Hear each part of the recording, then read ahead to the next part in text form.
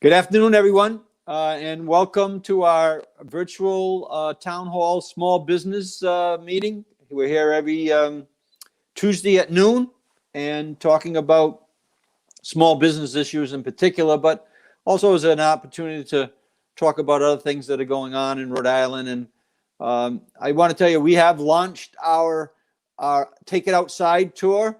We had talked about that 2 weeks ago. Our number 39 cities and towns in Rhode Island. You know, I've always said each and every one matters. The people who live in those communities matter, and the communities that make up those communities matter. And so part of the communities that make up our local communities are a small business community, and that's what we're here to talk about today, and their importance, especially in this time frame when we're dealing with the health risks right now and the pandemic, and making sure we're staying healthy, making sure we're wearing our mask. I have another, stylish mask today to show Liz, actually by Rhody Rocks face mask, another business in our state, supporting them as well. But we were in North Kingstown this week. Last week we were in East Greenwich, and we were in Lincoln with the town administrator Joe Alman. Touring businesses. We must have visited 30, 35, 40 businesses just last week alone in the state of Rhode Island, listening to what they're going through right now, getting an understanding that the impact that this virus is having on them economically and the impact that it's having on our local communities. That's why we need to really support our small businesses in every way that we can. And then also, we're working still trying to get, grants to our small businesses.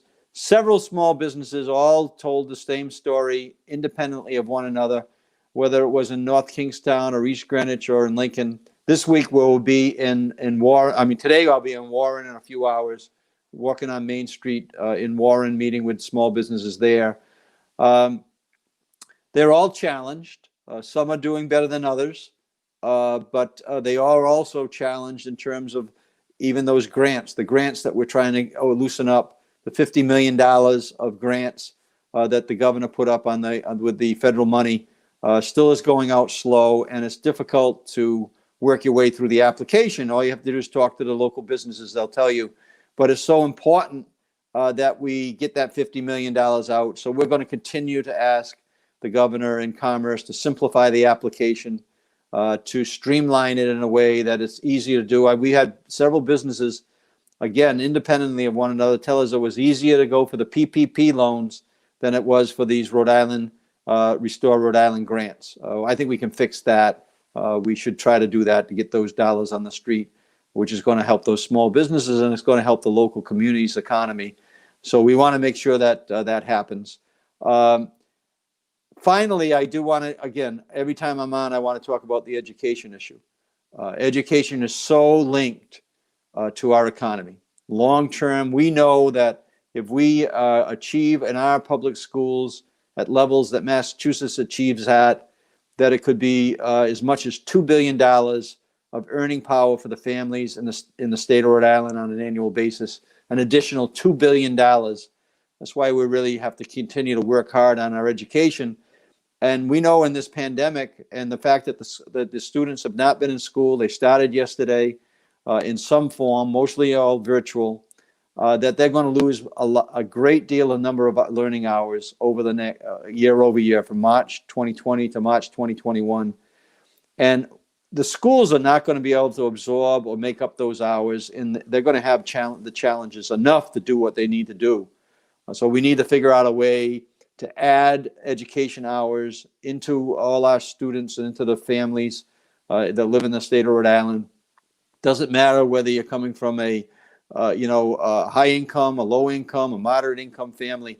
Every one of our students, doesn't matter if you're going to a public school, a mayoral academy, a private school, homeschool, every one of our students is going to lose these hours, and we need to be conscious about methods in terms of being able to replace those hours. I'm advocating for local municipalities to open up municipal education offices like I did in Cumberland when I was a mayor, 52 weeks a year, math, reading, science, debate, robotics, music, art, theater, very academic programs going on in our town, in the Mayor's Office of Children, Youth, and Learning in the town of Cumberland. Thousands and thousands of hours, thousands of students. That's a way that we can really make up this time frame, and actually we can customize the learning into different communities based on their current needs. So we're going to heads up on that. We're going to keep on working on that issue, because if we don't do everything we can to overcome the challenges that we're facing with the COVID-19, whether it's economically with our small businesses or educationally with our students, and health-wise with the families that have been impacted by COVID and are at the high risk, we're going to have a tough time recovering as quickly as we need to recover, so get back to an area where we're moving forward in a way that's very positive. So those are things. It's the Take It Out tour right now. The Take It Outside tour is going on. If you're listening and you want us to come and visit your business or your community, you want to meet with me for a cup of coffee in your community, let's get it on the list, get it on the agenda. You can call us at 222-2371. You also can email us on any questions during the show you have, whether it has to do with unemployment, it has to do with business issues, health issues, education issues.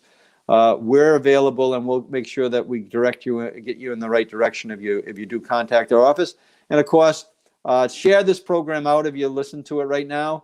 The more people who hear what's going on, the more people are going to know what's happening with the SBA, the DLT, and the DBR, which will be on shortly, and with our local coalition for small business, Rhode Island Small Business Coalition, that we were able to help start over the last few months.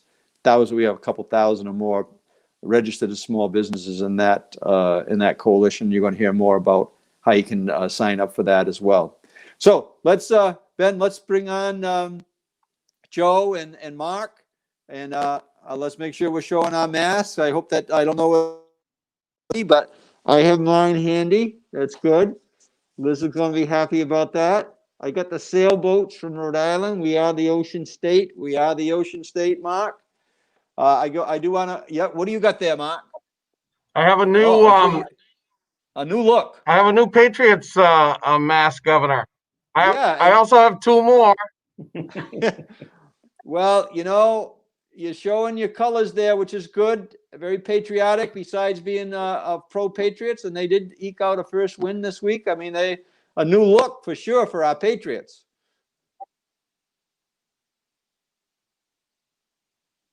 Yeah, everybody's always used to the pass. Well, we had a lot of running this week, so it was just a little bit different, and so it's kind of mixing it up. Although I did see Cam Newton in the canary yellow suit that he was wearing, and a question was asked of Coach Belichick as to whether or not he would like a suit like that. And his response was very interesting. He said he didn't think he looked very good in yellow. So it's really funny, but it was a good game. It was a great weekend, as you know, Governor. Yes. We had a lot of fun playing a little golf at Pawtucket Country Club, so that's always good. Yeah, and I got to tell you that Mark is now, sketched in the history of of Rhode Island golf history right now, because Mark was actually our winning team there at our tournament in Pawtucket this week, and it was a glorious day. I mean, we need to make sure that with all the challenges we have, Mark, that life goes on and the activities in our families are important, and we need to make sure that we do those things to keep us healthy, in a good frame of mind. So yeah, so congratulations. I can't say that I made the finals. My son and I played, but we did enjoy watching you kick a little butt in the finals. That was good. I said to my partner, Governor, it's a good thing I have a day job. Well, let's talk about that day job. What's happening with the on the SBA front, federally, nationally, right now? I think everybody's frozen right now for me. They are. How about? Can you hear me, Mark? No, Mark. We can hear Mark though. So yes, I can. So just give us the overview, the update of where we are with the SBA and what might be coming down the line. And sure. So, Governor, thank you for having me on again. As you know, SBA has been very active in the community. Uh, I continue to tell people, if you have a PPP loan and you're really not ready for forgiveness, don't try to force the issue. Wait. We do know that the HEALS Act, which did not receive sufficient votes to proceed in the Senate, is still on the calendar, so there could be additional votes. We don't know. We do know that provisions of the HEALS Act would provide $237 billion more to the SBA for PPP loans. And it also discusses the area of forgiveness of those loans, 150,000 or less. So even over the weekend, Governor, a lot of people ask, what should we be doing? Should we look at forgiveness right now? And I remind people that let's wait until things kind of work out and let's see what happens, because you have until October of 2021 to actually technically ask for forgiveness. So there really is no rush. I would see if an additional bill passes, it might be to your advantage. If it doesn't pass, then perhaps that at that point in time, early next year, you may want to request forgiveness. A couple of things as well, because we know that capital is a lifeline to small business. We know that there are a lot of small businesses out there who are looking for additional access to capital. So what we've done is we've partnered with all of the chambers of commerce and trade associations across the state, and we have pushed out a survey. And the survey is very, very short. It's 7 questions, some multiple choice, to give us an indication as to who needs what. We don't want, you just paint the brush and everybody is there with the same resolution. It's not, because what's happening in hospitality may be different than what's happening with Chris Maxwell's group in trucking, and with Dave Chenevier's group at the manufacturers, and Melissa's group at the CPAs. So we want to make sure that whatever we're doing from a technical assistance and from a lending standpoint is targeted to those particular groups. So we pushed this out yesterday, Governor. We are hoping that we'll get some good results over the next 2 weeks, and we'll be able to formulate a plan as to how we respond to the small business community. In the meantime, EIDL is still open. If you do not have an EIDL loan and you want an EIDL loan, you by all means apply. If you're having issues on applying or requesting reconsideration, they've put Ben's put the website at the bottom of the screen there. Contact the SBA district office. We continue to help people who are stuck in that process to try to get them out.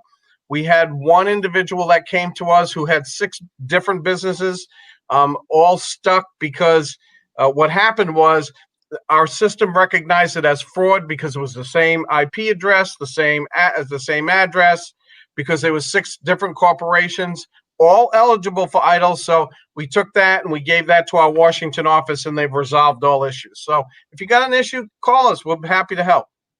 Yeah, and that's really important, Mark, for the people who are watching this. I mean, I tell you, one of the things that I did engage the daycare centers with Nancy Bai, Marianne Showcross, and a whole group of people that I met with on one of these calls last week. And there, I recommended they talk to the business, to edit down the URI and get take advantage of some of the professional advice that's out there available to them, because they had a specific problem that had to do with actually hiring people. And so I suggested, hey, if you got an issue, any issue out there that's related to a business challenge because of the health crisis right now, we do have access and we can steer them to professionals that can try to solve that puzzle. So you're absolutely right, Governor. And what we've done is we're working with all of our technical assistance partners, the Center for Women in Enterprise, our Veterans Business Outreach Center, our SCORE volunteers who have a tremendous amount of assets because they're in the workplace, they own businesses, and the Small Business Development Center at the University of Rhode Island. Most of those group, with the exception of SCORE, because they're really not they don't get dollars from SBA except for their Washington operations, but everybody else got extra CARE Act dollars. So we want to make sure that we're targeting those areas and the need that they have most. So, like I said, I just got off the phone with Dale Venturini at Rhode Island Hospitality. She's pushing the survey out to her members, and we just want to make sure that the retailers are different than the hospitality, that's different from the truckers, and we just want to make sure we're giving everybody what they need. We have our staff who are willing to help, and the good thing about what I found out is part of this process, Governor, is the talent we have in the state. We have 2 people that actually are SCORE volunteers, that their business is analyzing the analytics of what surveys mean or say.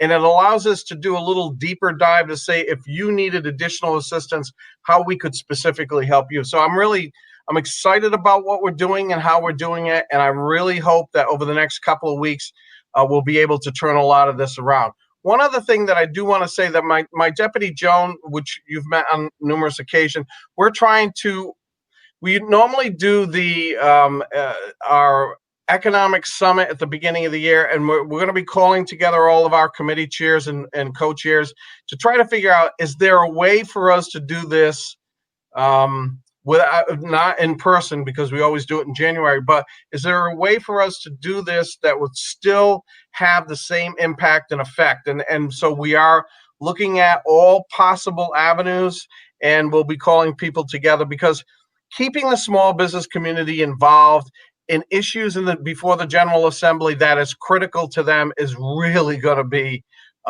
important going forward. I agree, and we're certainly going to keep these these calls, these broadcasts alive, because coming out of the COVID, we know there's going to be challenges that to make up. There's not only going to be education makeup, but there's going to be economic makeup that's going to be a challenge for all our small businesses. I can tell you, when I toured with Steve Lombardi from the chamber down there in East Greenwich, I think I visited 16 businesses over the 3 hours I was there.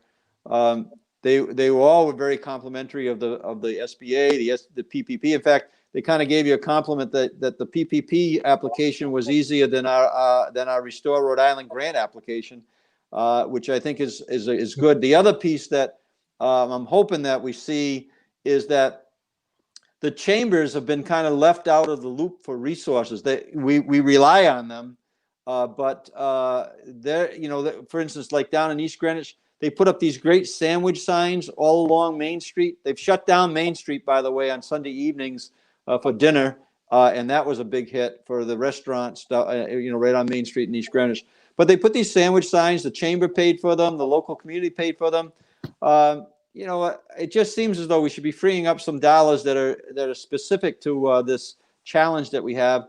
And the chambers, because of their classification, right, Joe? They have not been able to qualify for the PPP, even though they have payroll, they have expenses, and they are central to thousands of businesses. Supporting businesses. So I hope that we see that in the next round of PPP, that they're actually able to participate. No, actually, Governor, you're right on target, because in the HEALS Act, it does provide for PPP assistance to 501c6s, provided that they only have a certain percentage of their revenue for lobbying. So, I mean, it would open up doors for a huge number of chambers of commerce. Yeah, and we want to see that happen. I was with Kristen down in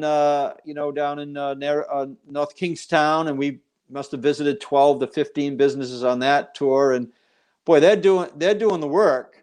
But I think that we could, for even in the federal dollars that we're getting out in grants, there's got to be some way to funnel $25,000 to these mid-sized chambers, because they want to do the work, but they're hamstrung because a lot of our businesses, Mark, they're telling me, are struggling to the point where their dues are coming, are going to be slower paid, and that means that there's going to be less revenue in the chambers, and they got some critical work to do. There's one of the signs that I was talking about when we were down there. There's the sign.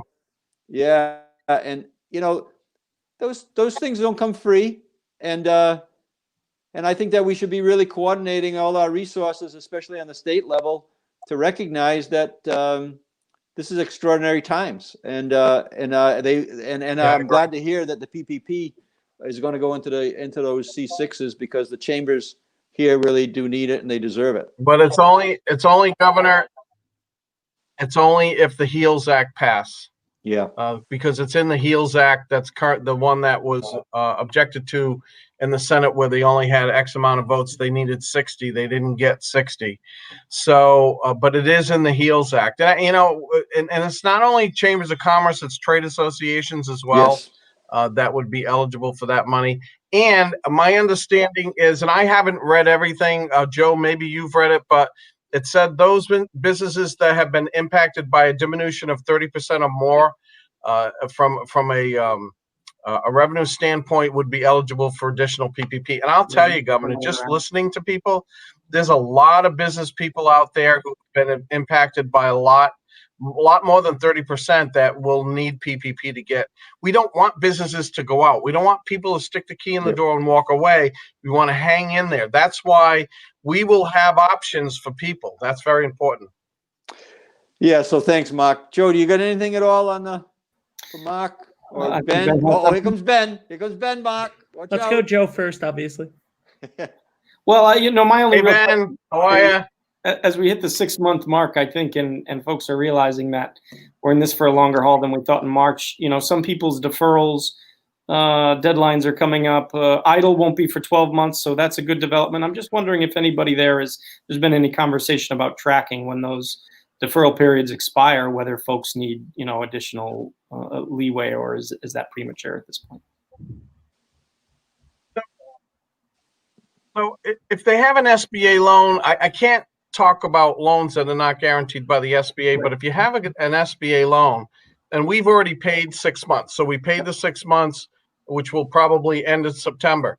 But businesses that have an SBA loan, even if they're sold into the secondary market, have an option to request additional deferral. Now, it's a force majeure, Joe. Yep. It's going to end up coming in the back, but to not have to be paying principal and interest over the next 3 to 6 months could help that business just get over the hump. So there is some advantage. You need to ask your lender to help you out. Yes. But if you have an SBA guaranteed loan, you are eligible for a 3 to 6 month deferral. Thank you. Deferral, not forgiveness. Yep. So there's a question that was actually asked in the private chat from one of our guests from later. There are issues with how the PPP gets declared on tax returns before and after forgiveness. No forgiveness makes it a loan. Not forgiveness makes it something else. Okay. There you go. One more thing, Mark. I saw the question there, Ben. It's not my issue. We missed something last week that I just wanted to rectify real quick. I'm sorry, Ben. We missed something last week that I just wanted to rectify real quick. Happy birthday, Mark. Thank you, Ben. We'll get you a yellow suit. I'm eligible for Medicare. There you go. Isn't that great? Well, Mark, thanks, guys. Appreciate it. Being here. And also one last piece of information I want to share is that there's many businesses that were preparing to open up before COVID, did all their investment. They opened up, during the time frames when they weren't eligible for the PPP. This is, like Joe said, this is 6 months later. I'm hoping that they kind of realize that those businesses have the same, if not more, in a lot of ways, because they're just starting up challenges. So hopefully they're going to be in the consideration on any of the help. Mark, I don't is that being discussed at all? I mean, there's businesses that are. I don't know, Governor, if there's any consideration to change the covered period, but Yeah. No, you're absolutely correct. Yeah. Well, I visited at least 4 in the last 2 weeks that have opened up, but they incurred all their expenses prior to the COVID because they got their loans ready, they got their leases ready, they bought their whatever equipment they bought, so they're sitting there with the.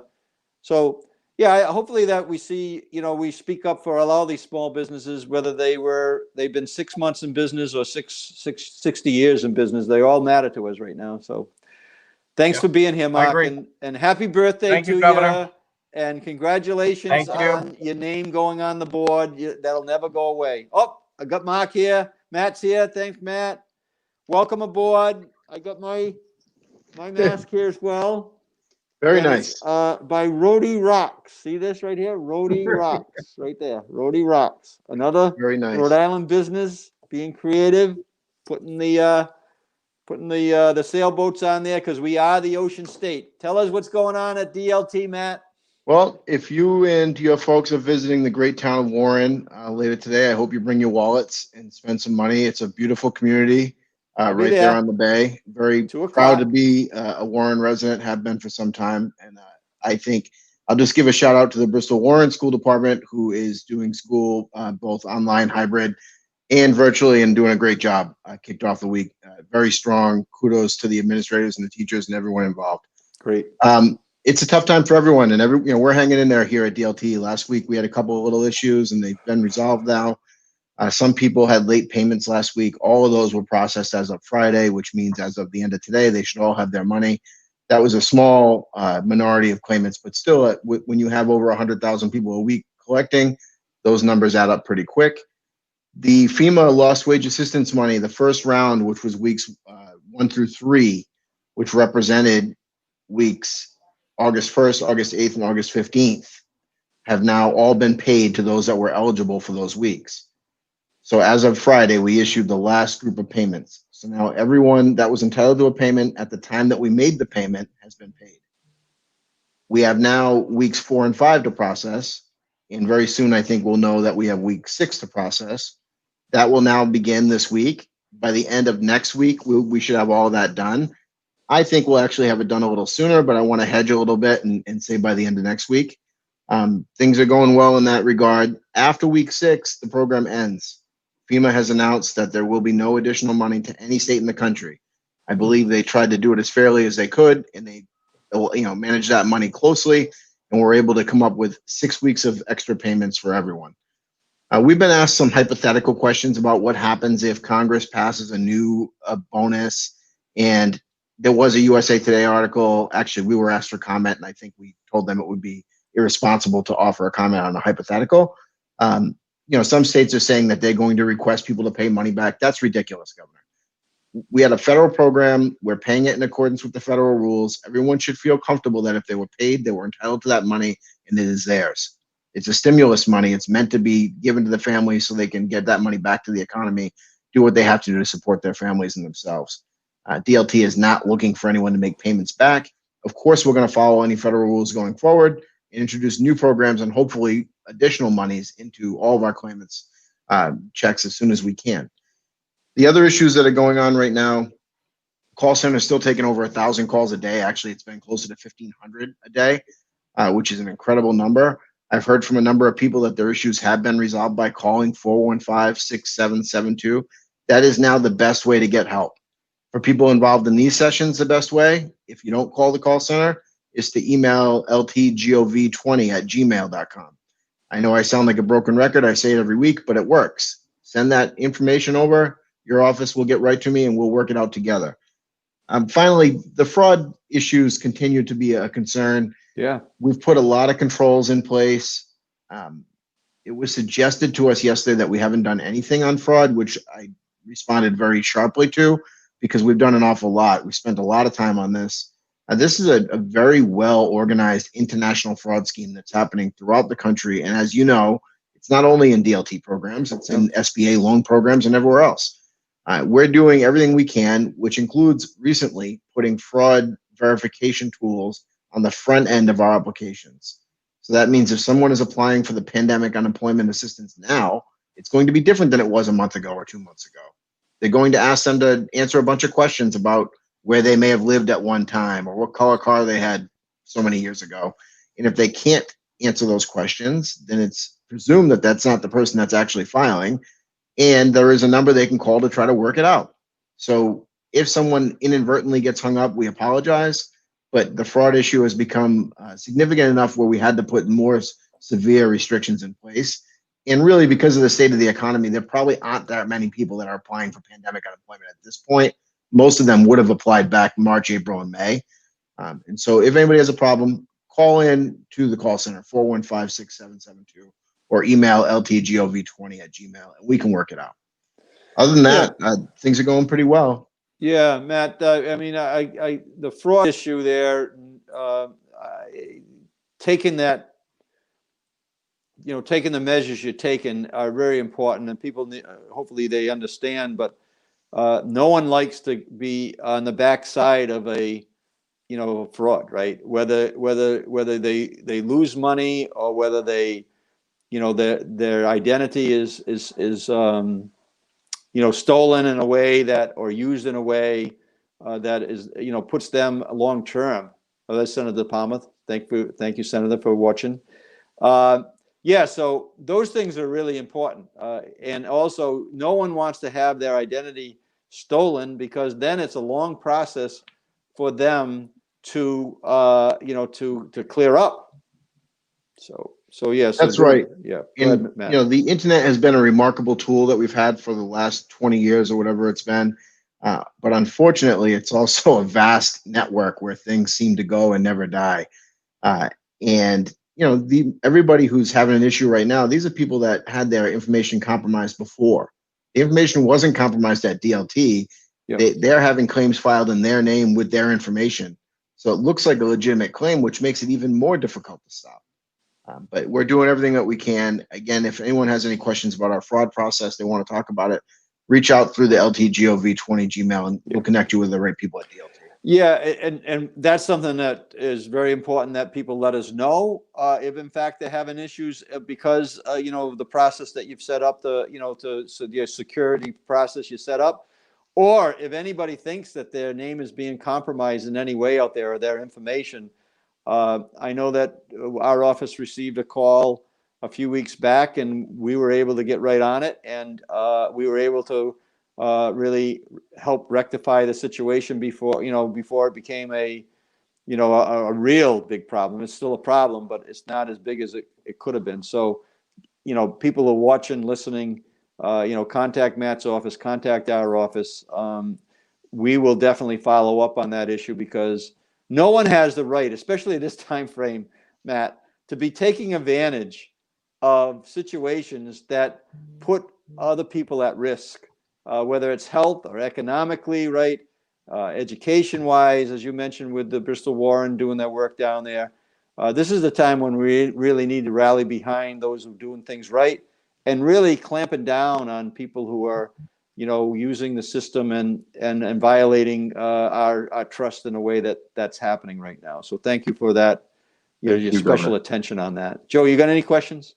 No questions. Thanks, Matt. Just tell anybody to watch the show. They'll hear from you every week how top of mind fraud prevention is, and about all the efforts. And I'll do the same. Make sure they tune in. Thanks to everyone for listening, so they can understand how much work Matt and everybody at DLT is doing to keep you safe. And Absolutely. Ben, you got something? Hey, Matt. So we have a question from Chris, actually, also backstage. All the questions are coming from backstage today. What should one do if they receive a letter in the mail from DLT about an unemployment claim that they didn't submit? It's in someone else's name, but it's my address. Yeah, that's happening too. So that's another piece of this fraud. What happens is people just tend to file, and somehow addresses get out, and some people get one or two, and I've had people get 90 or 100 or more, and it all shows up with different names at their address. So if they go onto DLT's website, there's information about what we're doing with fraud. I would say anybody on this session, go through the LTGOV20@gmail email address. I will personally connect them with our fraud department, and we can tell them what we can do. They don't have to go through the trouble of getting us that information, meaning they don't have to send it to us or drop it off. But if they could take a picture and send it to us, we can then report it to the state police who's working with us on the investigation. And Matt, the last, I wanted to just, I think to bring it up, WorkShare to me is a very important thing for our small businesses. Just give it, people have heard it before, but those, I can tell you that when I toured, I must have got the 40 businesses last week alone, and started talking about the work that you're doing, or SBA, and several of them were not really familiar with WorkShare. So we're, I'm not sure how we get the word out to them, because it is a federally supported program through the end of the year. That's right. Right, in a way that doesn't impact their unemployment. But just give a quick overview So who could actually do a work share and why that's there? sure. So any employer can do a work share, and it can be for profit, a nonprofit, government employers. Work share is a program that is a layoff aversion program. So that means that instead of laying people off because business is down or revenues are down, you choose to spread out a reduction in pay or a reduction in hours to a group of people or your entire operation. And we backfill the lost income with a partial unemployment benefit. Right now, that partial benefit, if there's a federal bonus, would also come with the federal bonus. And because of the pandemic, all the money that we pay out is covered by the federal government, as you mentioned, Governor. So there's no charge to employers. It does not impact an employer's experience rating, which is how they pay, the tax rates are determined in unemployment. Right now, it's a win-win. I think it's a win-win all the time because it gives employers the opportunity to retain skilled staff that they've invested in. Right now, if a manufacturer had to put people on unemployment for a month, they may lose those people. And then they start brand new with a new group. That's the whole point of WorkShare. Senator Reed championed this program and actually established it as a national model based on Rhode Island's program because of the fact that it was a short-term compensation to allow people to get through difficult times and have a light at the end of the tunnel. We thank him for all of his efforts and really thank all the employers for engaging with us. We think it's a great program. If you have any questions, go through the Lieutenant Governor's email and I'll connect with you very quickly. Yeah, do you have any, you're sending people to the website, and when we're out and about, we'll have to kind of like take some copies off the website to just give the people an easy access, because I really can tell you, Matt, that the majority of the small businesses out there right now are not aware of that program. They're not aware of that program, and some of them are, but the majority are not. And I think that today, holding on to your staff, you just heard me earlier, I think when I talked about the daycare, one of their challenges right now is staffing for many, many, many reasons. But a work-share strategy can keep your staff involved with your company. And at the same time, especially during, like you said, this next 5 or 6 weeks, the bonuses kick in for those individuals that are working part-time in their business and collecting on part-time. So That's right. I'd love to kind of sidebar with you a little bit, or our office with your Of office. course, and I'll send some about how we information can- to you. Yeah, how we can get that information out Of very course. quickly. I tell you, that's going to help out several hundred businesses right now, Matt, if we can figure out a way to Sure kind of thing. communicate that to them. Ben, you Stayed got on too something? long and Ben You guys, came back. yeah, exactly. You guys talk for too long. People are going to ask me questions to ask you. Diane says, WorkShare is federally funded. So does this affect the employee's total amount they can collect, whether it's WorkShare or unemployment? It actually does. It actually works in the claimant's favor. So right now, typically on unemployment, if you're working a partial week or working part-time, you can only earn up to your benefit amount, and then you can't collect a benefit if you eclipse that amount. On WorkShare, you get a set rate and you can work 90% of your week and still get that WorkShare payment. So actually, there's an incentive to be on WorkShare for both the employer and the employee. And Governor, I'll send your staff some one-pagers that we have on Great. WorkShare. And then if we want to connect offline, I'm happy to do that too. Yeah, that's great, Matt. I think that's going to be very important. And as you said, it's time sensitive right now in terms of the federal bonuses that are going in. Let's take advantage of those. The more dollars, Matt, that we're able to kind of, bring into our state, the better chance we have of recovering quicker. And so that's why your work is so darn important. And we really appreciate your taking the time with us every week. We're going to keep this going as Good. as an ongoing process right now to help these small businesses, and in general, you being here, you're answering a lot of individual issues, very important ones. So thank you so much for being here. Thank you. And stay safe. All right. We'll be take down care. in Warren Hey, on Liz. Main Street. We'll be on Warren and Main Street at 2:00. If you happen to be around, just stop over. We'll buy you a cup All right. of coffee. All right. Very good. Thank you. All right. See ya. All right, Liz, it's good. I want to tell you, I got my. Oh, and Joe got his. You Very got a thing nice. going on? I got the sale Very nice. belts. I got the company Rhode Island Little Roadie Rocks face mask. Giving them a little bit of publicity, but all our small businesses get publicity on this show, on this I highly program. recommend this face mask. This is from the Sand Dollar in Bristol, another East Bay store. I'm happy to see us highlighting all the East Bay stores. They're very light. They're very comfortable. They have tons and tons of different styles. So the Sand Dollar in Bristol on State Street. All right. Well, we'll visit that when we get I don't know if you heard, but we have the Take It Outside tour in progress. Visited Barrington, North Kingstown. We were in East Greenwich and Lincoln last week. And today I'll be in Warren. And we have a couple more scheduled every week so that we're going to get into all the communities and talk to these small businesses. And it's been working really well, Liz, because a lot of our tours have been like into one business, like one farm or what, this one is where we're partnering in with the local municipal leaders, as well as the business associations or the chambers. And then they're taking time and we're spending a few hours, in these communities so that we can talk to more than just one of the small businesses out there. So we'll keep you posted. You can wear your mask. You're welcome. When you come to Bristol, you let me know, and I'll make Okay. sure I take you to all the best mask stores. Okay, excellent. What do you got at DBR these days? So today I want to talk about masks.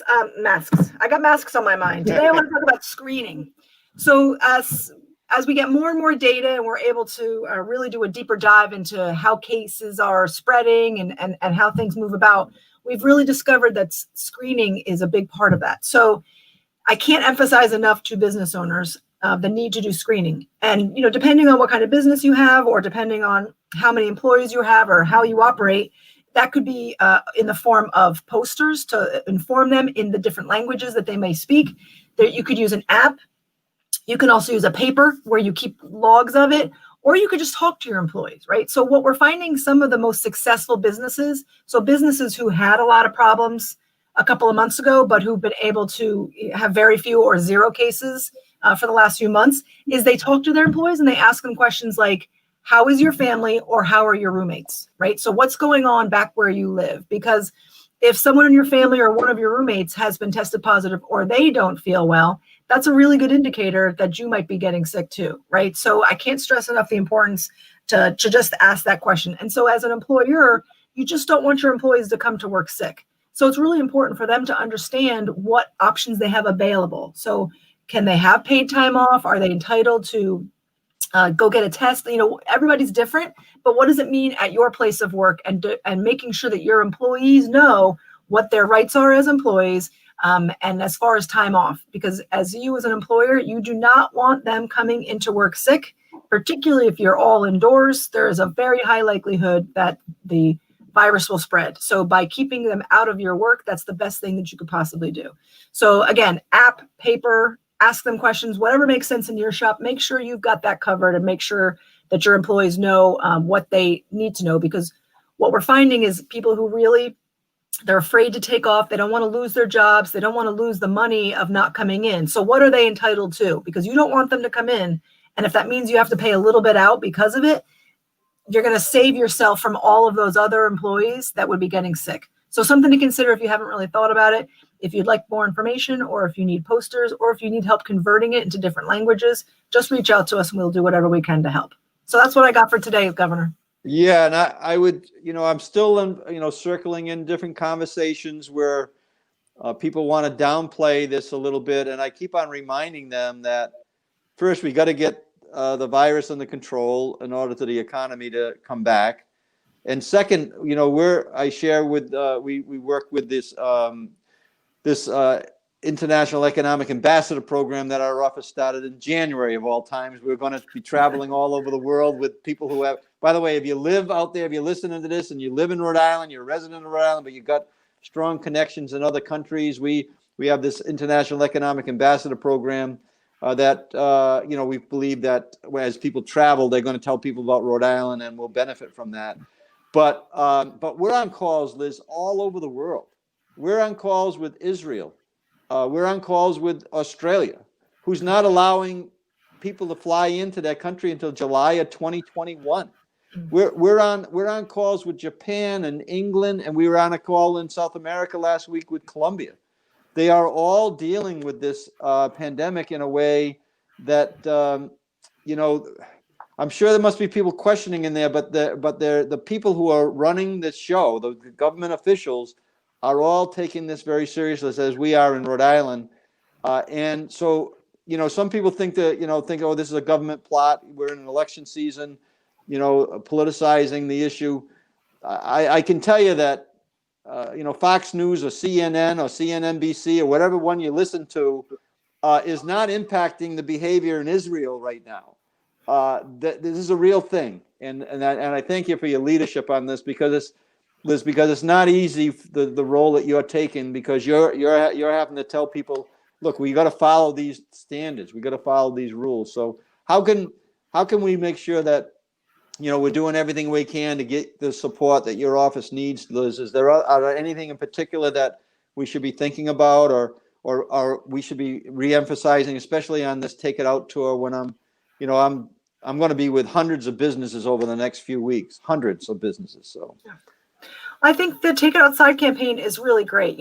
Again, living in Bristol, I walked myself down to Bristol Town Beach, and I've never seen so many people outside in my life, right? I mean, there was a yoga class outside, there was a Zumba class outside, more people on the bike path that I've ever seen. I mean, COVID's not all bad for many people. It's gotten us all outside, and we're exercising, and we're doing a lot more outside than we ever have. So let's try to get the businesses to do the same thing.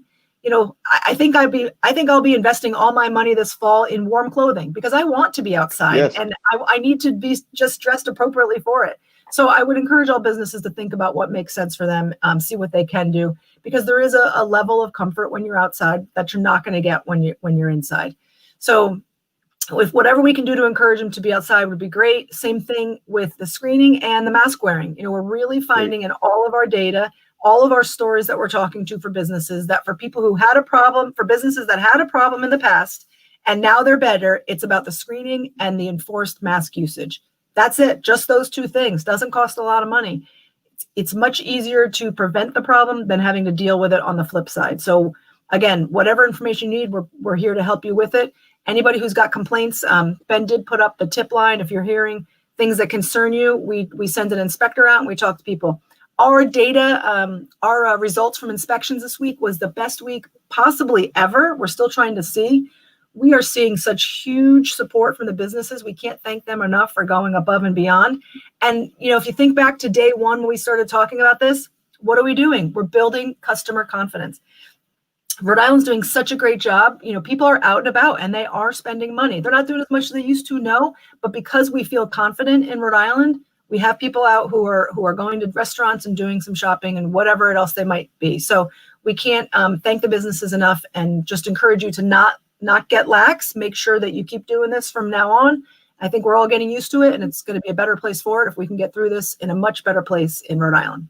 Yeah, well, I think you're right on target with this Take It Outside strategy. Right now, like I said, East Greenwich has shut down their main street on Sunday evenings for dinner, and I'm sure other communities that have the ability to do that are going to follow suit. And I've started to do some investigation about how to lengthen the time frame that you can be outside. One of them is going to be strategies on bringing heat and potentially and as the evenings get into the 50s and that type of thing. But if we can extend it, Liz, if we can figure out a way to keep the comfort level high on the outside activity. So hopefully we're going to be doing a lot of investigations of how to actually do that, and that'll be another role that we'll take, is to continue to work with Commerce and to work with the governor's office about allocating available funds into allowing this Take It Outside strategy even to extend itself into October, November. Why not? If it's not raining out,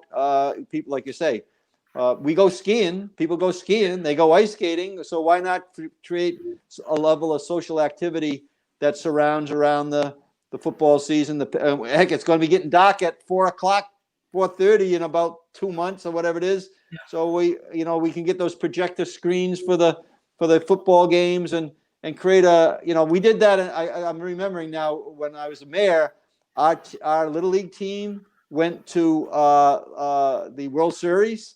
Mm-hmm. And so we opened up our park and we put a big screen and we projected the game there. And we had hundreds of people that were watching, a couple hundred people who were watching that game and that activity. So I'm sure that we can figure out a way to get that outside activity, keeping the standards of the health issues that we need to have front and center, but also create a culture here, right? It's a community culture we can create. So thank you for your leadership on that, Liz. Thank you very much, Governor. Appreciate the time. You got it. Joe, thanks for being here today. I'm going to bring on a couple businesses You with got the last 10 minutes or so, and I think I got Mark D on. So, Ben, let's bring on Mark and Chris if he's there. I'm not sure whether we have our other crew there or not, but Mark is here. That's great. Chris is here. Wonderful. So, Mark. Yes.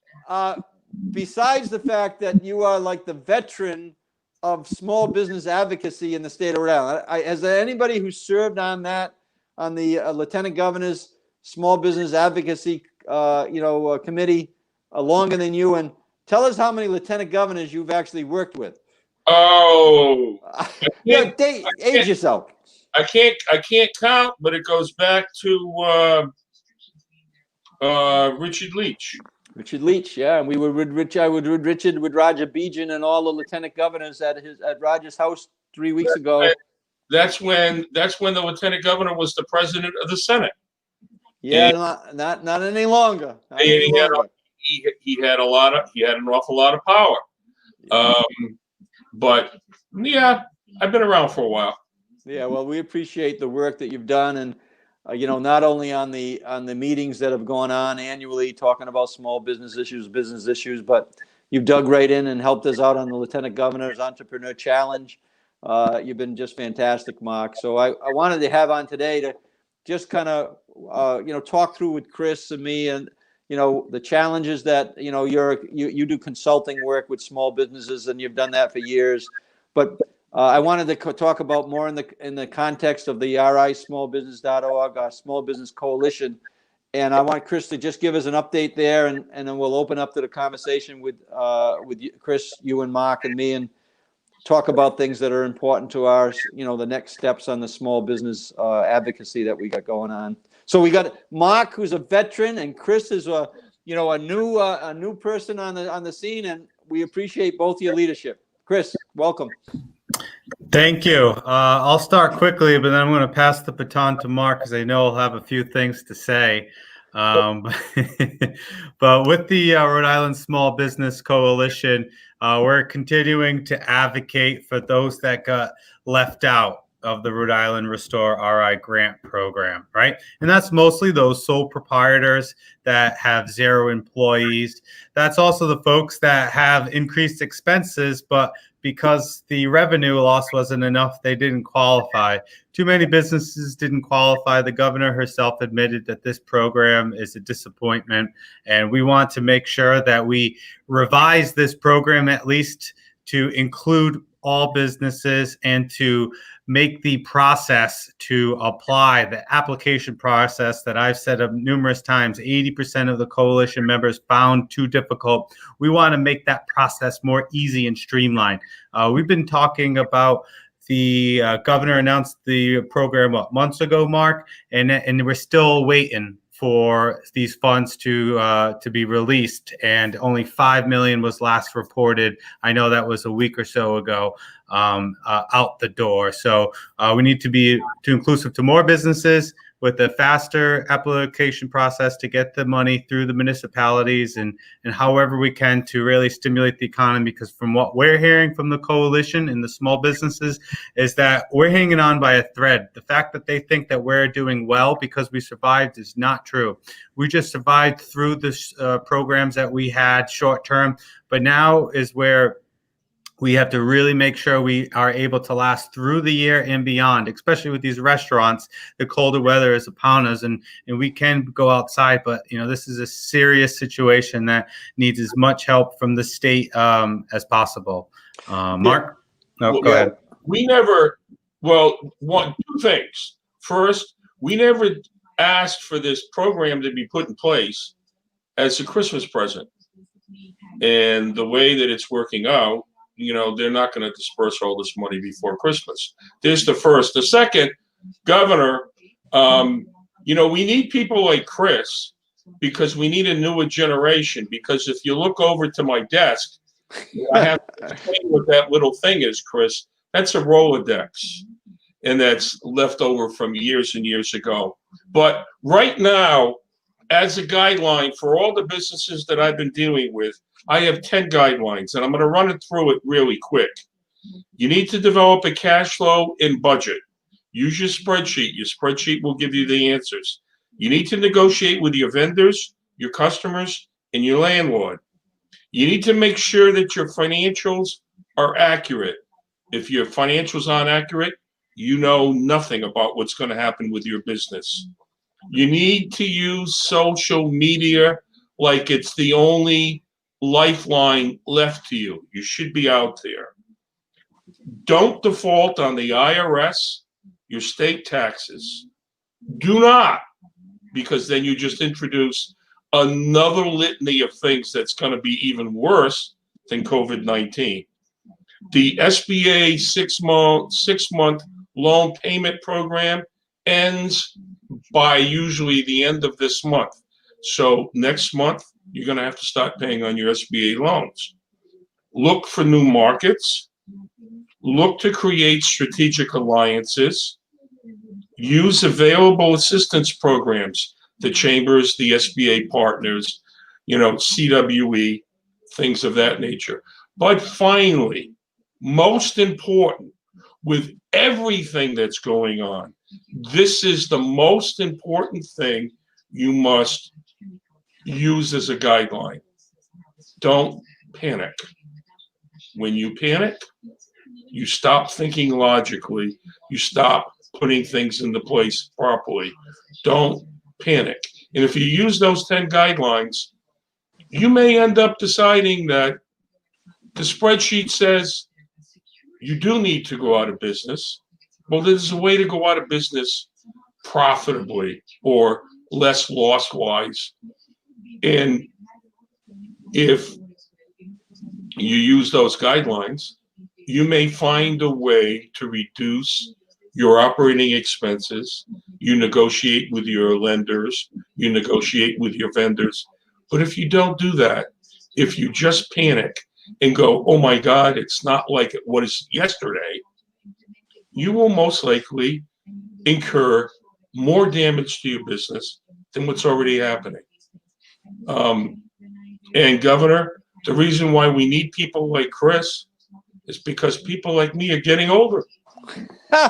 Well, I'll tell you though, Mark, your last piece of advice there, indicates, as you know, and I know, that the anxiety and the stress that small businesses have right now is extraordinary.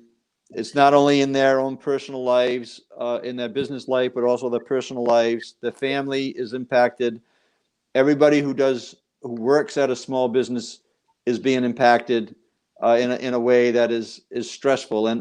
And your point is really well taken. I'll go back to Chris, for final words here. But that's why we need to be very sensitive to the fact that our small businesses show a lot of persistence, and they keep their chin up, and they work through it. But that doesn't mean that they don't need help. And this is an important time, Chris. Just reinforce that, Chris, in terms of the right now. My thoughts are, let's get the $50 million out the door. And I can tell you that the businesses that I visited last week, and I'll visit a dozen more today, and a dozen more, a couple dozen more before the end of the week. They're saying that the PPP application is easier than the restore, the grant money. They one of the places, which was right on Main Street in East Greenwich, and I won't mention her name, but I think she would come on and say it. Spent 8 hours on the Rhode Island grant program and got $12,500, which was worth their time. But an hour or so was spent on the PPP for $150,000 or more. So I'm going to interject something, Governor. Okay. Because I also deal with healthcare as a critical issue. A lot of the healthcare journals and pods that I've been dealing with, they've come up with an unusual ailment, which is not COVID. It's not a virus, but they've been referring to the American Academy of Dentists, because what dentists have noticed is patients with a lot of broken teeth and ground down teeth because they're gritting their teeth so much trying to fill out the Rhode Island application. Well, I know that there's a lot of stress there, and as a small business owner myself in the past and gone through the bank crisis, Mark, which we've seen, gone through the internet bubble, you know, when 9/11 came, gone through the real estate crisis 10 years ago.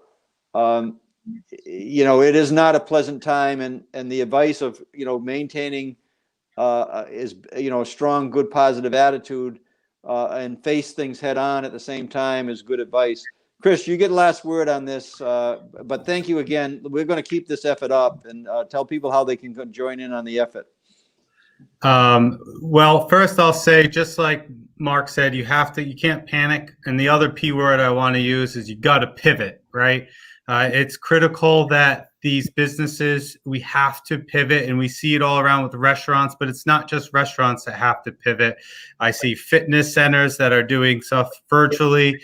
You got to pivot in order to survive so that we can later thrive in this pandemic economy.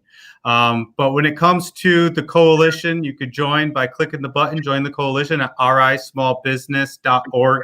We have a great number of members that are really providing us with intel from, to your point, Lieutenant Governor, an accountant is on our coalition, and it said it took her 8 to 9 hours, and she's an accountant.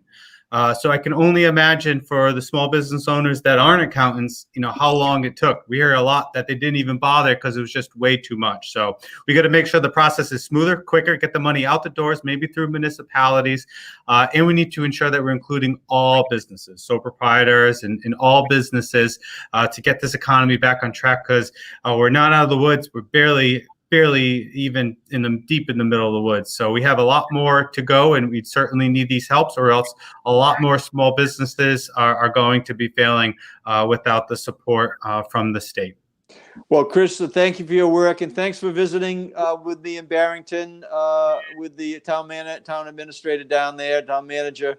Very important that we're out. Mark, we'll get you the schedule when we're in your grounds there out in Warwick or wherever you are, and yeah, we're going to keep the you know, the pressure on behalf of our small businesses, and we can't do it without people like Mark and Chris and others and Lori and Justin, and the list goes on and on. So if you are listening out there and you want to participate, it's not too late. We're going to need your help. We're going to need the advocacy. So come on board and help Chris and Mark with this effort to help our small businesses. Mark, thank you. Chris, thank you. Appreciate it. Thank you. Yeah, so thanks for everybody for tuning in to our virtual town hall meeting on small businesses. Again, contact our office, phone number 222-2371. Contact us through the Gmail that Matt was talking about. We can get back to you. And then on our Take It Out tour, Liz Tan is absolutely right. We're going to have to take advantage of the outside. We have a beautiful fall, and the activities can only be enhanced. So let's really participate that way. Help generate a more economy in our local small businesses. And if you have a business or you have a community you'd like us to visit, come on out. Let us know. We will put that on our Take It Out tour. As I said, we were in North Kingstown, East Greenwich, Barrington, and Lincoln last week. I'm headed to Warren right after this this call ends. So we'll be right on Main Street in Warren. So if you're in Warren, you want to say hello, please do. If you have suggestions of how we can do better by the people who live in the state of Rhode Island, let us know, and we'll follow up. Until I see you, talk to you again, stay safe. Everybody stay safe. Wear your masks. Wear your mask. And support our small businesses. Thank you.